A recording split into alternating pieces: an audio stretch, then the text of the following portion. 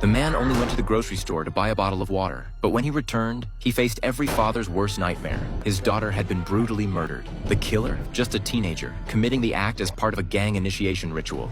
Overcome with grief and rage, the father lunged at the masked killer, who froze in panic. He grabbed the killer and slammed him to the ground. In the struggle, the father ripped off the killer's mask, just as the young man sprang up and kicked him hard, then bolted into the distance. Luckily, police who heard gunshots arrived just in time to apprehend the killer. Meanwhile, the daughter was rushed into the ER as John and his wife waited desperately outside. Then, the doctor emerged with a grim expression. John instantly knew his daughter hadn't made it. What made John even angrier was what came next. The prosecutor told him the killer would likely serve no more than 5 years. Why? There were no security cameras at the scene, and no weapon was recovered from the suspect. To make matters worse, John was the only eyewitness. But due to a concussion sustained during the attack, his testimony wasn't considered reliable. When the law fails, a father's duty begins. So, at the preliminary hearing the next day, John made a fateful decision. Staring at the face that had destroyed his world, he lied to the judge. Can you point out the attack that you saw and physically caught?